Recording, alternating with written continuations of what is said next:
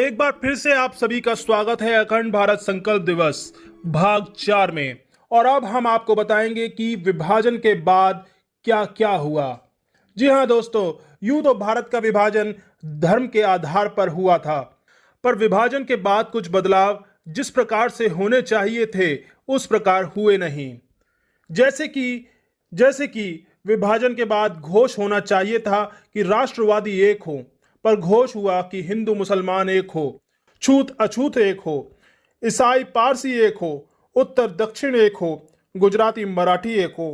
घोष होना चाहिए था कि राष्ट्रवादी अपने हैं, पर घोष हुआ सब भाई भाई है, सबको फलने फूलने का अधिकार है। घोष होना चाहिए था एक राष्ट्र एक संस्कृति एक भावना एक न्याय, पर घोष हुआ राष्ट्रीयता मानवता विरोधी भावना है, संस्कृति केवल रोटी कपड़ा और मकान है, न्याय अपना अपना है। घोष होना चाहिए था कि परिश्रम करना सबका कर्तव्य है, पर घोष हुआ फल पाना सबका अधिकार है। यह बात दिल में उतरे कि भारत अखंड हो सकता है, समय कितना भी लग सकता है, 50, 100, 200 वर्ष, आवश्यक नहीं कि यह हमारे जीवन काल में ही हो। विभाजन हो गया, इसकी पीड़ा होती है कि नहीं, दर्द है क्या, होना चाहिए। अखंडता की कामना होनी चाहिए। परिश्रम के बिना सफलता नहीं मिल सकती।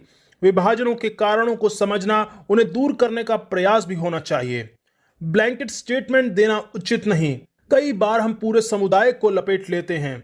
मुस्लिम समुदाय में भी कई लोग सही दिशा में चल रहे थे, जैसे कि अब्दुल करीम छागला, बिस्मिल्लाह खान जो कि मशहूर शहनाई वादक थे, रस खान, दारा शिको, उस्ताद अलाउद्दीन खान।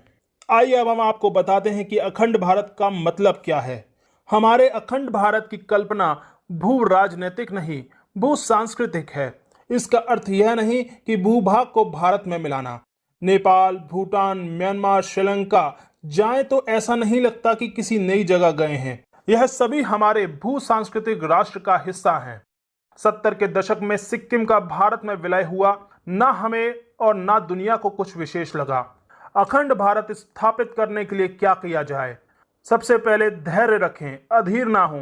ये 10, 20, 50 वर्ष का काम नहीं है। हमारी 100% ऐसी सोच बने कि अखंड भारत संभव है। Muslim by religion, Hindu by culture, ऐसी सोच वाले मुसलमानों की संख्या बढ़ाना।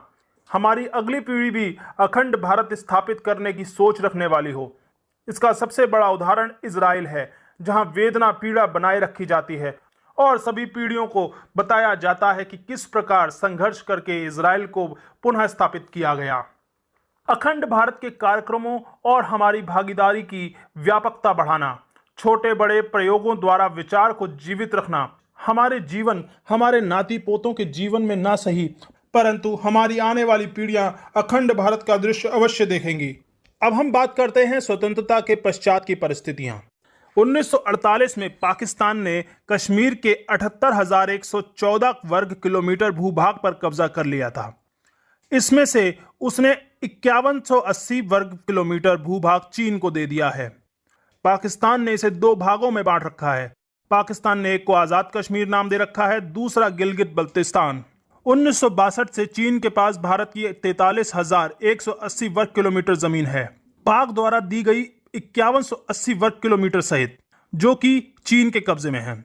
2011 में मनमोहन सिंह सरकार ने पश्चिम बंगाल, असम, मेघालय और त्रिपुरा की 17,160 एकड़ जमीन 999 साल के लिए पट्टे पर दे दी। बदले में बांग्लादेश ने भारत को 7,110 एकड़ जमीन दी। 2017 में विस्तारवादी चीन ने डोकलाम माध्यम से तिब्बत की तरह भूटान पर कब्जा करने का प्रयास किया, पर भारत सरकार की कड़ी प्रतिक्रिया से असफल रहा। वर्तमान में चीन गलवान घाटी और पेंगोंग झील पर कब्जा करने का प्रयास कर रहा है। पाकिस्तान के द्वारा आतंकवाद के माध्यम से कश्मीर में अलगाववाद के बीज बोए जा रहे हैं। आंतरिक रूप से भारत को तोड़ने में कई शक्तियां लगी हुई हैं। वामपंथ पोषित नक्सलवादी उग्रवादी समूह आंध्र प्रदेश, तेलंगाना, छत्तीसगढ़, उड़ीसा, मध्य प्रदेश, पश्चिम बंगाल और उत्तर प्रदेश के कुछ भागों में सक्रिय हैं। देश के 83 से अधिक जिले इसकी चपेट में हैं।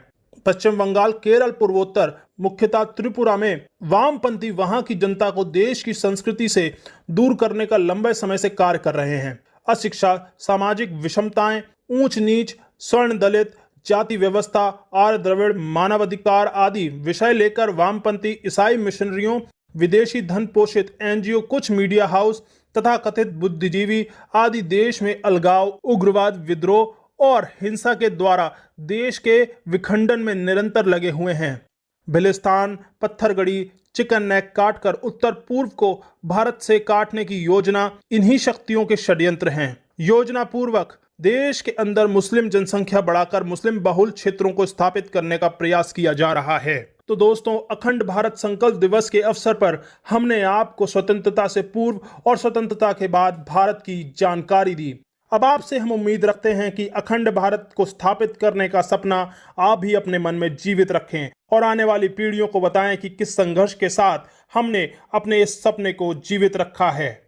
हमारे साथ जुड़े रहिए और हमारी अन्य वीडियोस को भी लाइक कीजिए, शेयर कीजिए और कमेंट भी कीजिए। बहुत बहुत धन्यवाद। भारत माता की जय। वंदे मातरम।